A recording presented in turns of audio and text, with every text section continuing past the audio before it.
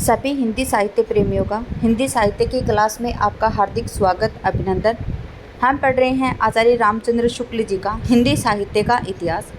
इसके अंतर्गत हमने भक्ति काल तक पढ़ लिया है। अब हम पढ़ रहे हैं रीतिकाल। रीतिकाल के अंतर्गत प्रकरण 1 में हमने पढ़ा था रीतिकाल का सामान्य परिचय। प्रकरण 2 के अंतर्गत पढ़ा था हमने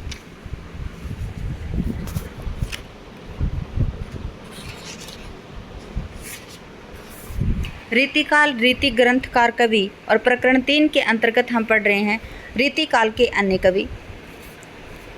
14 नंबर तक के कवि जोधराज तक के हमने कर लिए हैं।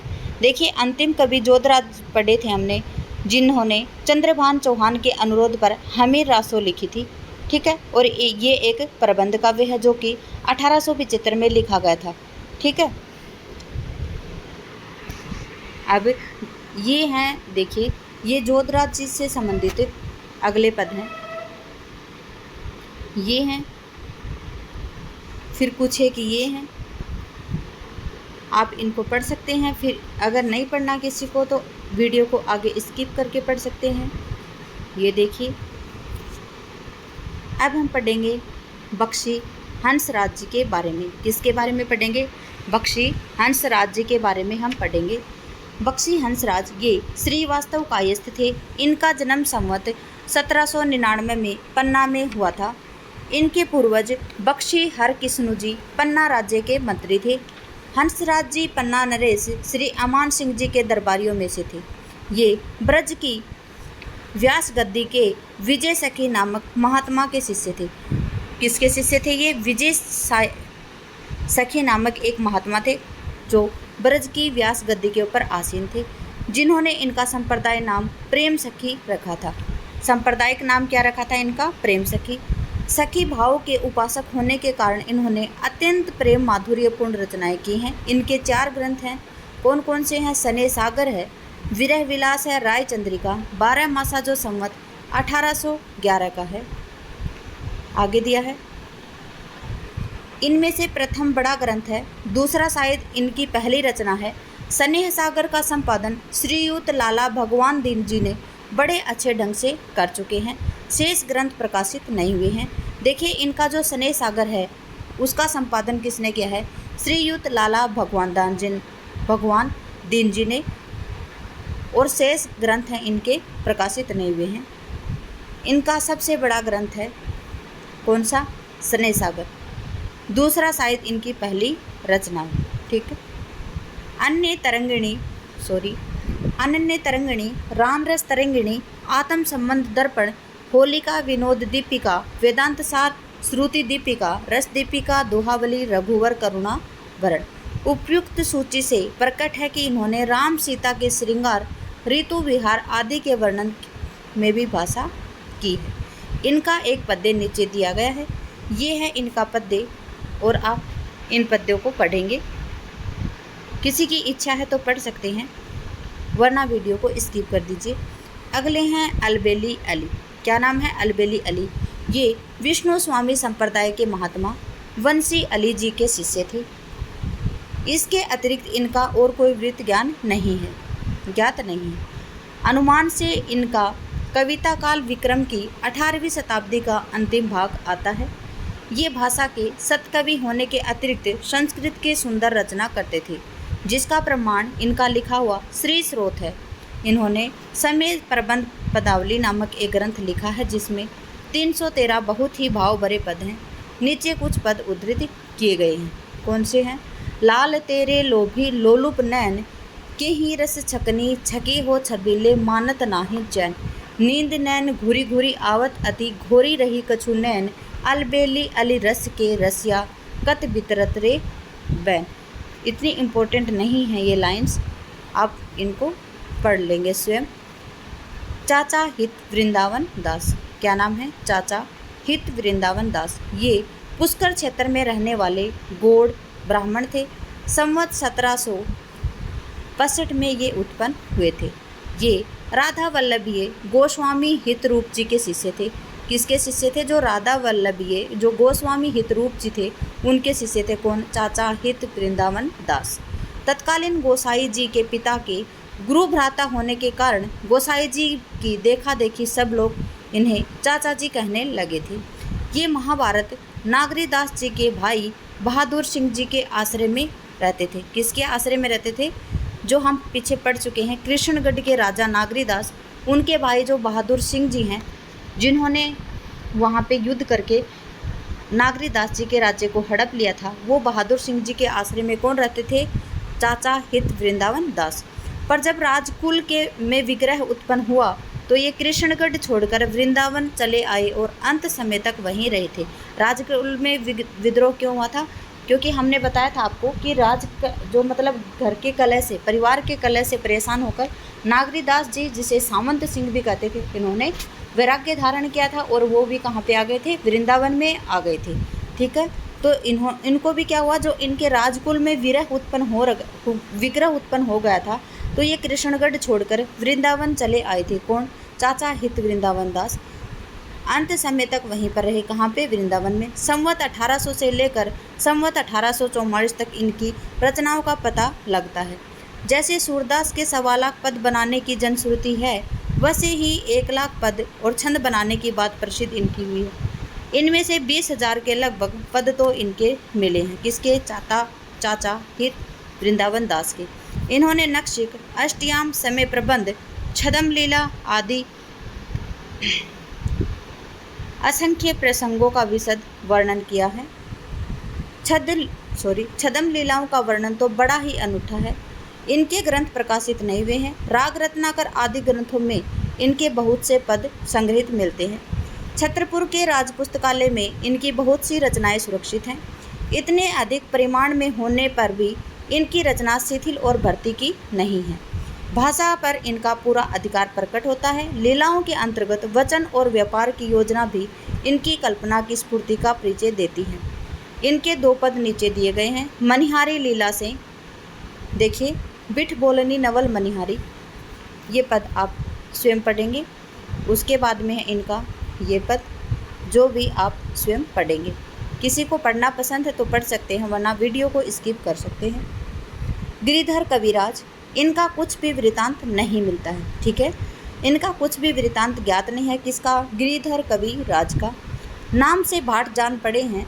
शिव सिंह ने इनका जन्म संवत 1770 माना है, जो संभवतः ठीक है। इस हिसाब से इनके कविता काल संवत 1800 के उपरांत ही माना जा सकता है। इनकी नीति की कुंडलियाँ ग्राम ग्राम में प्रसिद्ध हैं। अपढ़ लोग भी 2-4 चरण जानते हैं। इस सर्वप्रियता के कारण बिल्कुल सीधी सादी भाषा में तथ्य मात्र का कथन है। इसमें न तो अनुप्रास आदि द्वारा भाषा की सजावट है, न उपमा उत्प्रेक्षा आदि का चमत्कार। कथन की पुष्टि मात्र के लिए अलंकार की दृष्टि से नहीं, दृष्टांत आदि इधर उधर मिलते हैं। कहीं कहीं पर बहुत कम कुछ अन्योक्ति का सहारा इन्होंने लिया है। इन सब बातों के विचार से ये कोरे पद्यकार ही कहे जा सकते हैं, सूक्तिकार इन्हें नहीं कहा जा सकता। वृंद कवि में और इनमें यही अंतर है। क्या है वृंद कवि? क्या है आप जानते होंगे कि वृंद कवि तो एक सूक्तिकार है। वृंद के स्थान स्थान पर अच्छी गढ़ती हुई सुंदर उपमाओं आदि का भी विधान किया गया है, पर इन्होंने कोरा तथ्य कथन किया है। कहीं कहीं तो इन्होंने शिष्टता का ध्यान भी नहीं रखा है, पर घर गृहस्थी के साधारण व्यवहार, लोक व्यवहार आदि पर बड़े स्पष्ट शब्दों में इन्होंने कथन किया है। यही स्पष्टता इनकी सर्वप्रियता का एकमात्र कारण है। 2 कुंडलियाँ यहाँ पे दी जा चुकी हैं। साईं बेटा बाप के बिगड़े भयो अकाज, हरना कुश अरुकंस को गयो दुहन को राज। आगे क्या है? गयो दुहन को राज, बाप बेटा के बिगड़े, दुश्मन दावा गिर भय महिमंडल सिगरे। कह गिरधर कविराय जुगन यहाँ चली आई, पिता पुत्र के बैर नफा कहूँ कोने पाई। कि पिता पुत्र के बैर में नफ़ा मतलब फ़ायदा किसी को नहीं होता है, नफ़ा मतलब होता है फ़ायदा। देखिए आगे आते हैं भगवत रसिक। ये टटी संप्रदाय के महात्मा स्वामी ललित मोहनी दास के शिष्य थे। किसके थे ये टटी संप्रदाय का जो महात्मा स्वामी ललित मोहिनी दास हैं, उनके ये शिष्य थे। कौन? भगवत रसिक। इन्होंने गद्दी का अधिकार नहीं लिया और निर्लिप्त भाव से भगवत भजन में ही लगे रहे। अनुमान के से इनका जन्म संवत 1795 के लगभग हुआ है। अतः इनका रचना काल संवत 1830 से 1850 माना जाता है। इन्होंने अपनी उपासना से संबंध रखने वाले अन्य प्रेम रसपूर्ण बहुत से पद, कवित्व कुंडलियाँ, छप्पे आदि रचे हैं, जिनमें एक ओर तो वैराग्य का भाव और दूसरी ओर अनन्य प्रेम का भाव झलकता है। इनका हृदय प्रेम रसपूर्ण था। इसी से इन्होंने कहा है कि भगवत रसिक रसिक की बातें रसिक बिना को समझे सके ना। क्या कहा है? भगवत रसिक रसिक की बातें रसिक बिना को समझे सके ना। आगे है, ये कृष्ण भक्ति में लीन एक प्रेम योगी थे। इन्होंने प्रेम तत्व का निरूपण बड़े अच्छे ढंग से किया है। कुछ पद्य इस प्रकार से मिलते हैं। आगे है, कुंजन ते उठी प्रात गात जमुना में धोवे।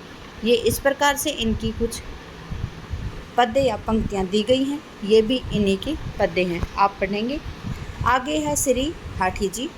श्री हित हरिवंश की शिष्य परंपरा में बड़े ही साहित्य मर्मज्ञ और कला कुशल कवि हो गए हैं। कौन? श्री हरि जी। क्या है कि ये श्री हित हरिवंश जी की शिष्य परंपरा में बड़े ही साहित्य मर्मज्ञ और कला कुशल कवि हो गए हैं। कौन हो गए हैं? श्री हरि जी।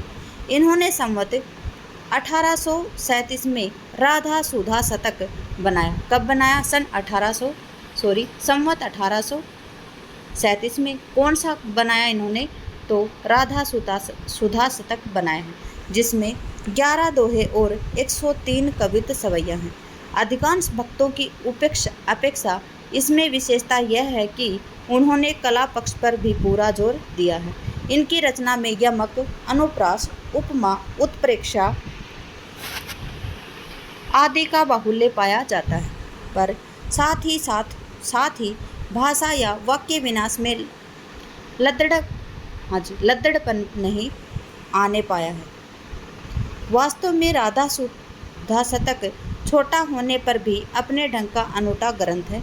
भारतेंदु हरिश्चंद्र को यह ग्रंथ अत्यंत प्रिय था। किसको प्रिय था? भारतेंदु हरिश्चंद्र जी को जो राधा सुधा शतक था वो बहुत ही प्रिय था। राधा सुधा शतक किसकी रचना थी? तो ये थी श्री हाठी जी की। आगे दिया है, इससे कुछ अवतरण इस प्रकार से। श्री हाठी जी का जो राधा सुधा शतक है उससे कुछ पद्य यहाँ पे दिए गए हैं। आगे देखिए, ये पद भी हैं इनके। आगे है गुमान मिश्र। क्या है? गुमान मिश्र है। ये महोबे के रहने वाले गोपाल मणि के पुत्र थे। इनके 3 भाई और थे। कौन कौन थे गुमान मिश्र के भाई? दीपशाही, खुमान और अमान। गुमान मिश्र के भाई कौन थे? दीपशाही थे, खुमान थे और अमान थे। कहाँ के रहने वाले थे? ये महोबे के रहने वाले गोपाल मणि के पुत्र थे। ठीक है। गुमान ने बिहारी के राजा अकबर अली खां के आश्रय में संवत 1800 में श्री हर्षकृत नैषध काव्य का पद्यानुवाद नाना छंदों में किया था। किसका किया था? श्री हर्षकृत नैषध काव्य का किया था। क्या किया था? पद्य अनुवाद किया था। किसमें किया था? छंदों में किया था। यही ग्रंथ इनका प्रसिद्ध हुआ और प्रकाशित भी हो चुका है। कौन सा हो चुका है? श्री हर्षकृत नैषध काव्य। इसके अतिरिक्त खोज में इनके 2 ग्रंथ और मिले हैं। कौन कौन से मिले हैं? कृष्ण चंद्रिका और छंदाटवी। पिंगल। कृष्ण चंद्रिका का निर्माण काल संवत 1838 में बताया गया है। अतः इसका कविता काल संवत 1800 से 1840 तक माना जाता है। किसका कविता काल माना जाता है? 1800 से 1840। तो गुमान मिश्र का कविता काल क्या है? 1800 से संवत 1840 तक। ओके। इन 3 ग्रंथों के अतिरिक्त रस, नायिका भेद, अलंकार आदि कई ग्रंथ सुने जाते हैं। ठीक है। आगे है, यहाँ केवल इनके नैषध के संबंध में ही कुछ कहा जा सकता है। इस ग्रंथ में इन्होंने बहुत से छंदों का प्रयोग किया है और बहुत जल्दी छंद बदले हैं। इंद्रवज्रा, वंशस्थ, मंदाक्रांता, शार्दुल, विक्रीडित आदि कठिन वर्ण वृत्तों से लेकर दोहा चौपाई तक मौजूद हैं। ग्रंथारंभ में अकबर अली खां की प्रशंसा में जो बहुत से कवित इन्होंने कहे हैं, उनमें इनकी चमत्कार प्रियता स्पष्ट प्रकट होती है। उनमें परिसंख्या अलंकार का भरमार है। गुमान जी अच्छे साहित्य मर्मज्ञ और कला कुशल थे, इसमें कोई संदेह नहीं है। भाषा पर भी इनका पूरा अधिकार था। जिन श्लोकों के भाव जटिल नहीं हैं, उनका अनुवाद बहुत ही सरस और सुंदर है। वह स्वतंत्र रचना के रूप में प्रतीत होता है, पर जहाँ कुछ जटिलता है वहाँ की वाक्यावली उलझी हुई है और अर्थ अस्पष्ट है। बिना मूल श्लोक सामने आए ऐसे श्लोकों का स्पष्ट अर्थ निकालना कठिन ही है। अतः सारी पुस्तक के संबंध में यही कहना चाहिए कि अनुवाद में वैसी सफलता इनको नहीं हुई है। ठीक है। संस्कृत के भावों के सम्यक अवतरण में यह असफलता गुमान ही के सिर पर नहीं मंडी जा सकती। रीतिकाल के जिन जिन कवियों में ने संस्कृत का अनुवाद करने का प्रयत्न किया है, उनमें से बहुत से ही क्या हुए हैं, असफल हुए हैं। देखिए, जिन जिन कवियों ने संस्कृत का अनुवाद करने की कोशिश की है, वो बहुत सारे कवि असफल हुए हैं, क्योंकि वो संस्कृत का हिंदी में अनुवाद करने में सफल नहीं हैं। ऐसा जान पड़ता है कि इस काल में जिस मधुर रूप से ब्रज भाषा का विकास हुआ है, वह सरल रस व्यंजना के तो बहुत ही अनुकूल हुआ है, पर जटिल भावों और विचारों के प्रकाशन में वैसा नहीं हुआ है। कुलपति मिश्र ने अपने रस रहस्य में काव्य प्रकाश का जो अनुवाद किया है, उसमें जगह जगह इसी प्रकार की अस्पष्टता दिखाई देती है। देखिए, रस रहस्य किसका है? कुलपति मिश्र का है। काव्य प्रकाश किसका है? तो आप सभी जानते होंगे, मम्मट का है।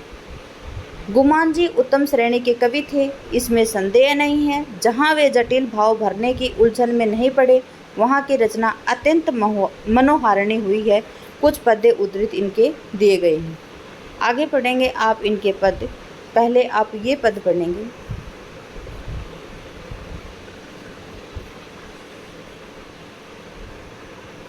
फिर ये पद पढ़ेंगे आप इनके। आगे है ये पद।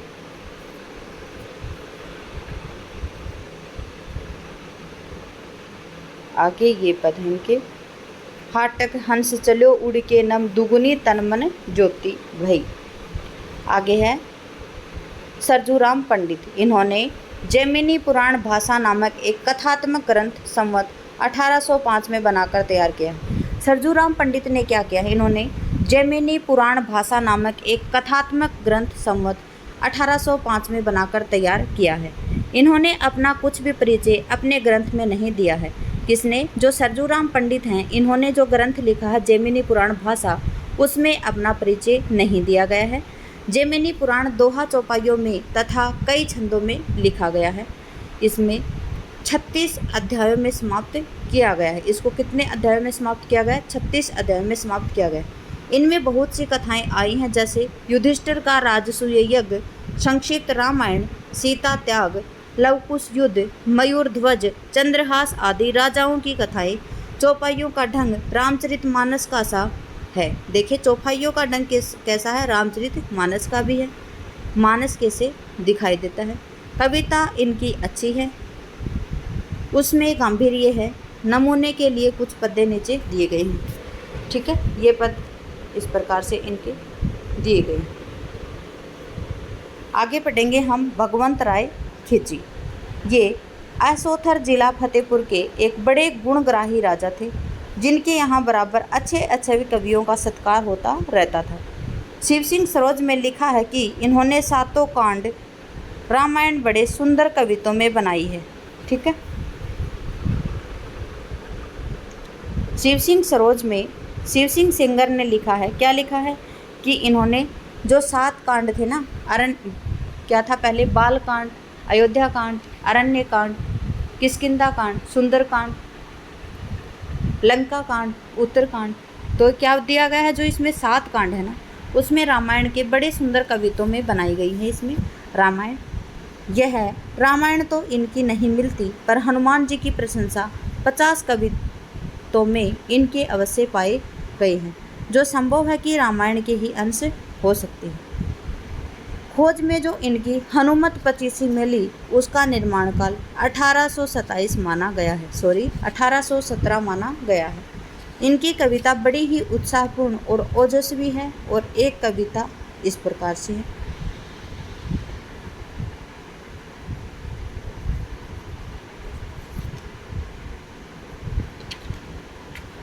देखिए ये पद इनका। आगे है कवि सूदन। ये मथुरा के रहने वाले माथुर चौबे हैं। सूदन कौन है? ये मथुरा के रहने वाले माथुर चौबे हैं। इनके पिता का नाम बसंत था। सूदन भरतपुर के राजा बदन सिंह के पुत्र सुजान सिंह उपनाम सूरजमल के यहाँ रहते थे। उन्हीं के पराक्रम पूर्ण चरित्र का वर्णन इन्होंने सुजान चरित्र में किया है। सूदन की रचना कौन सी है? सुजान चरित्र। और इसमें जो सुजान है उसके चरित्र का वर्णन किया है इन्होंने। और ये एक प्रबंध काव्य है। मुगल साम्राज्य के गिरे दिनों में भरतपुर के जाट राजाओं का कितना प्रभाव बढ़ा था यह इतिहास में प्रसिद्ध है। उन्होंने शाही महलों और खजानों को कई बार लूटा था। पानीपत की अंतिम लड़ाई के संबंध में इतिहासज्ञों की यह धारणा है कि यदि पेशवा की सेना का संचालन भरतपुर के अनुभवी महाराज के कथानुसार होता और रूट कर न लौट आए होते तो मराठों को यहाँ पे क्या कहा गया है? मराठों को यहाँ पे मरहठों कहा गया है। ठीक है, उनकी कभी हार नहीं होती। किसकी हार नहीं होती?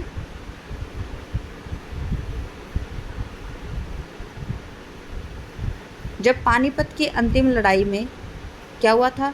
इतिहासज्ञों के यह धारणा थी कि यदि पेशवा की सेना का संचालन भरतपुर के अनुभवी महाराज के कथानुसार हुआ होता तो वे रूट कर न लौट आए होते तो मराठों की हार कभी नहीं होती। इतने ही से भरतपुर वालों के आतंक और प्रभाव का अनुमान भी हो सकता था। अतः सूदन को एक सच्चा और चरित्र नायक मिल गया था।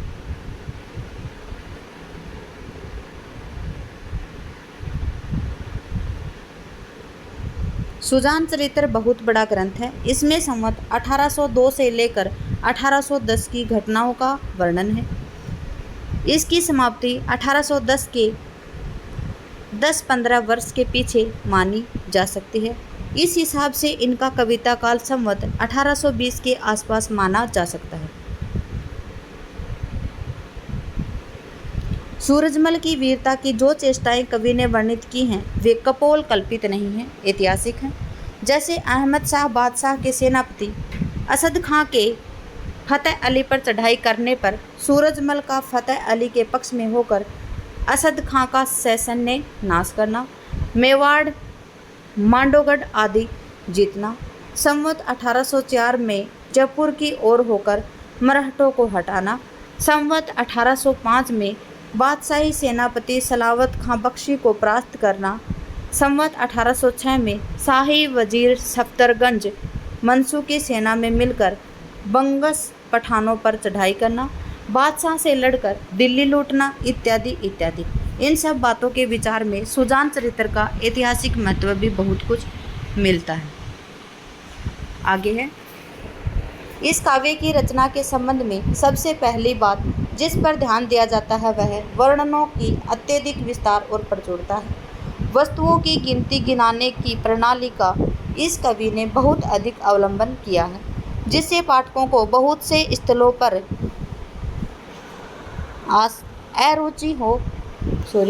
आसीन होना हो जाती है। क्या है? पाठकों को बहुत से स्थलों पर अरुचि हो जाती है। कहीं घोड़ों की जातियों के नाम भी नाम गिनाते चले गए हैं, कहीं अस्त्रों वस्त्रों की सूची की भरमार है, कहीं कहीं भिन्न भिन्न देशवासियों और जातियों की फिरस्ती चल रही है। इस कवि को साहित्यिक मर्यादाओं का ध्यान बहुत ही कम था।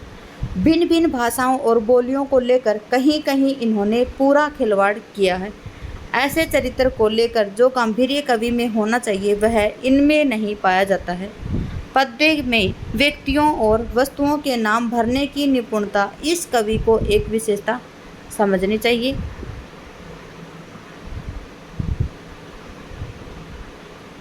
ग्रंथारंभ में ही 175 कवियों के नाम गिनाए गए हैं। सूदन में युद्ध, उत्साहपूर्ण भाषण, चित्त की उमंग आदि वर्णन करने की पूरी प्रतिभा थी, पर उक्त त्रुटियों के कारण उनके ग्रंथ का साहित्यिक महत्व बहुत कुछ घटा हुआ है।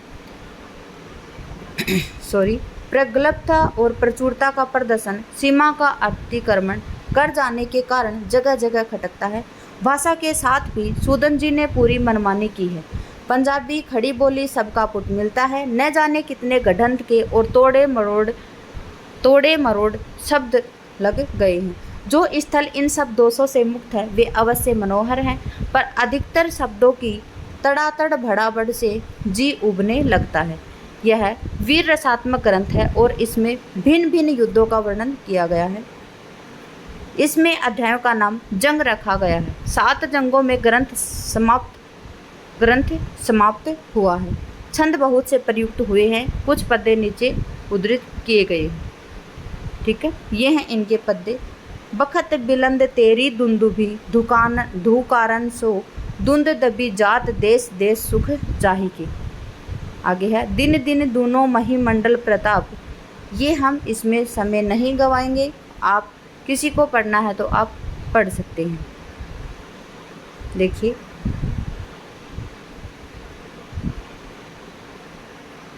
ये पंक्तियां हैं इनकी।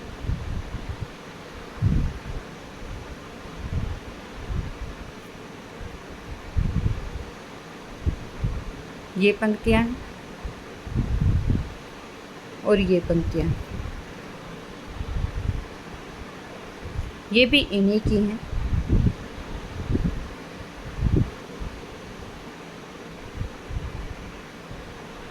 ठीक है, आगे है हरनारायण। हरनारायण को हम और पढ़ लेते हैं। इन्होंने माधवानल, कामकंदला और बेताल पच्चीसी नामक 2 कथात्मक काव्य लिखे। हरनारायण ने क्या लिखा है? माधवानल, कामकंदला और बेताल पच्चीसी। माधवानल कामकंदला का रचना काल सन 1812 संवत बताया है। सन नहीं है, संवत 1812 बताया है। इनकी कविता अनुप्रास आदि से अलंकृत है और एक कविता इसमें दिया गया है, ये आप कविता पढ़ सकते हैं। ठीक है, आगे दिया गया है ब्रजवासी दास, जो 27 नंबर के कवि हैं। ये पढ़ेंगे हम अगली क्लास में। क्लास में बने रहने के धन्यवाद। आपका दिन शुभ रहे। जय हिंद, जय भारत, जय जवान, जय किसान।